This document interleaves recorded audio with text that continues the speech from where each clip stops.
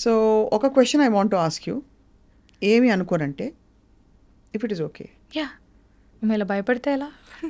భయపెట్టడం అంటే ఇట్స్ అంటే నీకు బహుశా ఇది అడిగితే కొంచెం కష్టం కలుగుతుందా అని బాధగా ఉంది నాకు.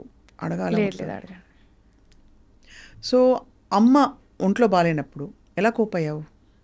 తెలీదు, పరిస్థితులు అంతే. When you're in a situation ఇంకా you do whatever is necessary అంతే. ఇప్పుడు అంతే. ఇప్పుడు అమ్మ లేదు, ఎలా కోప్ అవుతున్నా అంటే నా దగ్గర సమాధానం లేదు. When you're put in one situation, ఒక సిచ్యువేషన్లో మనం ఉన్నప్పుడు ఏం చేస్తాం, దాంట్లో బతకడమే నేర్చుకోవాలి.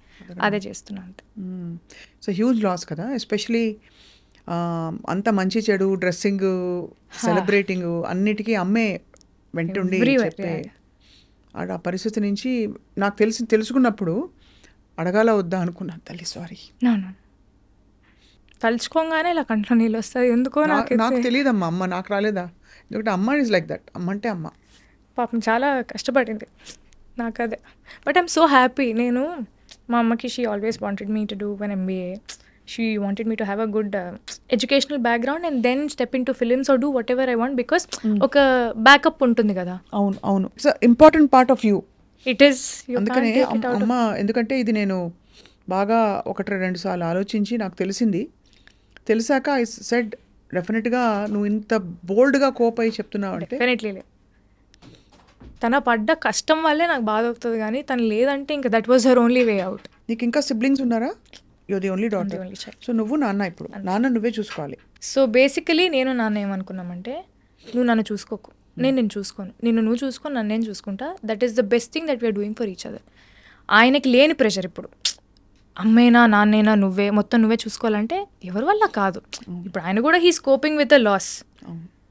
ఇప్పుడు అట్ ద సేమ్ టైం నేను ఇంకా పిల్లనే కదా, ఆయనకి he's 60, I'm just 25. How will I take care of a 60-year-old? Like నాకు ఆ యాడెడ్ రెస్పాన్సిబిలిటీ కానీ అది నాకు ప్రెషర్లానే ఉంటుంది కదా. నేను ఇప్పుడు నా వర్క్ మీద కాన్సన్ట్రేట్ చేయాలా, లేకపోతే నాన్నేం చేస్తున్నారు, నాన్నలా ఉన్నారు, ఇంట్లో అన్నీ ఓకేనా, how can I think of so many things. Correct. So we both sat, we discussed, you take care of yourself. నీకెవరు చెప్పాల్సిన అవసరం లేదు, నాకెవరు చెప్పాల్సిన అవసరం లేదు. The best help that we're doing for each other is you take care of yourself, I take care of myself. Then we both will be good. Fine. Yeah, that's what we discussed. ఈ success చూసి dad must be very proud. Very proud. Mom also saw. చూసారా? Writer Padmabhushan వరకు ఉన్నారు. Yeah, ఫెబ్లో writer Padmabhushan release అయింది, మేలో she passed away last year. ఎలా precipitate అయిందమ్మా హెల్త్ అంటే? I know she was battling an illness. Yeah, it was out of nowhere cancer. తెలియడమే లాస్ట్ స్టేజ్లో తెలిసింది. There is nothing that we could do.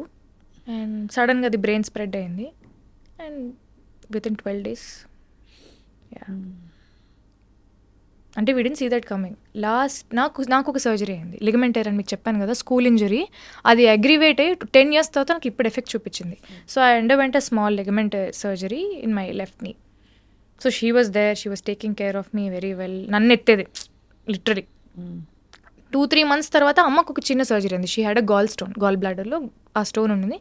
That is a very small procedure అండి. If you get rid of it she'll be fine. అది కూడా అయిపోయింది. అది అయిన few మంత్స్కి ఇంకా she had some issues, stomach related, gastric related issues ఉన్నాయి. ఏమైంది, ఎందుకేంది, సర్జరీ అయిపోయి 2 నెలలు అవుతుంది కదా, ఎందుకు, why is it not like తగ్గట్లేదు ఎందుకు అని వెళ్ళి maybe post surgery symptoms whatever ఉండొచ్చు, రిపర్కషన్స్ ఉండొచ్చు అనుకున్నాము. But when we got it check they told it's cancer stage 4, stomach cancer. Shock కదా. నెవర్ సా ఇట్ కమింగ్ అక్క, నెవర్ సా ఇట్ కమింగ్. అంతకు ముందు కూడా ఏదో ఎంఆర్ఐ సిటీ స్కాన్ ఏదో తీశారు, దాంట్లో ఏదో జస్ట్ లంప్ లాగా ఉందండి, నథింగ్ క్యాన్సరస్ అన్నారు. When they said nothing cancerous, నా మైండ్లో ఫిక్స్ అయిపోయింది, అమ్మాయ క్యాన్సర్ అయితే కాదురా భగవంతుడా అని చెప్పి నేను daddy we kind of celebrated also, whatever lump whatever you can get rid of it అని. When they did the pet scan it was spread everywhere and they told it's cancer. So it was already నా మైండ్లో feed అయిపోయింది cancer కాదు అని. Cancer కాదు అనే స్పేస్లో నేను ఉన్నప్పుడు సడన్గా స్టేజ్ 4 మన చేయి దాటిపోయిందంటే ఐ కుడెంట్ టేక్ ఇట్. కష్టం తల్లి. బట్ ఎంత బోల్డ్గా నువ్వు కోపపోయి దీన్ని ఎంబ్రేస్ చేసి తెలీదు మరి తన బ్లెస్సింగ్స్ ఇవన్నీ. మీతో కూర్చొని మాట్లాడడం కానీ, నేను చేసిన సినిమాలు కానీ, వాట్ ఎవర్ స్టార్టెడ్ హ్యాపెనింగ్ నాకు లాస్ట్ ఇయర్లోనే అయింది. అమ్మది May 14 అయింది, జూన్లో ఐ సైన్ మ్యాడ్, జూన్లో ఐ సైన్ లవర్, జూలై నుంచి ఐ వాజ్ షూటింగ్. నాకు అర్థం కాలేదు, ఆపర్చునిటీస్ గౌరీ ఒకటేసారి వస్తాయి.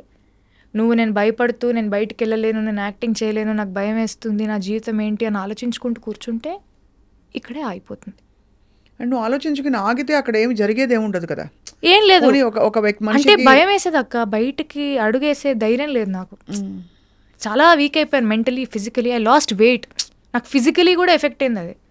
మోడర్న్ లవ్లో మీరు అలా లడ్డులాగా ఉన్నాం కదా, I became like half my weight పని చేస్తూ ఆర్ వాట్ ఎవర్. అది మెంటలీ ఫిజికలీ ఆ ఎఫెక్ట్ ఉండడం వల్ల చాలా వెయిట్ తగ్గిపోయాను నేను. ఇలా కాదు, ఆపర్చునిటీస్ వచ్చాయి, just go and do it అని చెప్పి. మ్యాడ్ ఏమో it's such a fun film. Lover is సచ్చువలీ it's very emotional and it's very intense film. నాకు మైండ్లో ఒక ట్రామా నడుస్తుంది. నాకు ఆ మూడు ఎలా అలైన్ చేసుకున్నానో ఏం చేశాను నాకైతే తెలియదు. It's all Vasundhara. నా చేతిలో ఏం లేదంటే. ఎవరు నీకు ఇష్టదైవం ఎవరైనా ఉన్నారా? చాలామంది ఉన్నారు నాకు. నేనైతే నమ్ముతాను, బట్ మా ఇంటి దేవుడు వెంకటేశ్వర స్వామి. సో వెంకటేశ్వర స్వామి, సాయిబాబా నేను నమ్ముతాను. ఎంత కష్టం నుంచి బయటకు వచ్చి బ్యూటిఫుల్గా ఇండిపెండెంట్గా. కానీ ఒకటి తప్పకుండా అనక మానలేను, ఇంత ఇండిపెండెంట్ థింకింగ్ అమ్మాయిని ఇండస్ట్రీ అర్థం చేసుకుంటుందా? అంటే because you have your own thoughts, you speak so well, ఇంత కాన్ఫిడెంట్గా ఉన్నావు. బహుశా ఐ డోంట్ నో నువ్వు ఎంత ఇంటర్ఫియర్ అవుతావు. ఇది ఎందుకు సార్ ఇలాగా, ఎందుకు సార్ అలా అడుగుతుంటావాలా? సినిమాలో అంటున్నారా? సినిమాలో నాకు డెఫినెట్ ఐఎమ్ వెరీ ఇంక్విజిటివ్. ఏదున్నా కూడా నేను ఖచ్చితంగా క్వశ్చన్స్ అయితే అడుగుతాను. ఇది ఎందుకు ఇలా ఉంది, అది ఎందుకు ఇలా ఉంది. ఆఫెన్స్ తీసుకుంటారు కదా, అందుకే అడిగే విధానంలో అడుగుతాను. అంటే ఒక జెన్యూన్ డౌట్, మన సినిమా బెటర్మెంట్ గురించే నాకు ఏదైనా డౌట్ వచ్చినప్పుడు, నాకు ఇంతవరకు నేను పనిచేసిన వాళ్ళందరూ they were very kind enough to explain. Especially Tamil అయితే ఇంకా భాష కూడా రాదు కాబట్టి, నేను స్పైరల్ బై నేను బుక్ ఇలా పెట్టుకొని ప్రతి దానికి పక్కన అర్థం రాసుకొని, ఈ ఎమోషన్ ఇలా ఇవ్వమంటున్నారని చెప్పి I to ask all the questions అని వాళ్ళు చెప్పినన్ని నేను నోట్ చేసుకునేదాన్ని.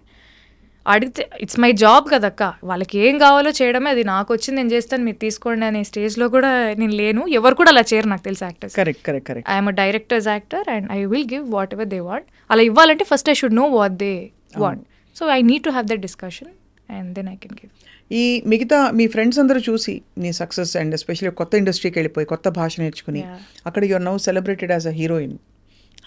How do they make so fun, like చాలా ఫన్ చేస్తారు. అంటే ఏంటి, I keep posting stories at that time in Chennai, I'm having filter coffee, Kapaleeshwaran గుడికి వెళ్ళాను, అది దాన్ని పెడుతుంటే తమిళ అమ్మాయి అయిపోయావే అంతే. నాకు మామూలు ఫ్యాన్స్ కూడా, పీపుల్ లైక్ ఫాలోవర్స్ అందరు కూడా దే కీప్ సెండింగ్ మెసేజెస్. ఏంటండి మీరు తమిళ అమ్మాయి అయిపోయారు, తెలుగుకి రారా, తెలుగులో సినిమాలు చేయరా, చెన్నైలో సెటిల్ అయిపోయారా, చెన్నైకి వెళ్ళిపోయారా, హైదరాబాద్లో లేరా? లేదండి వస్తున్నారు.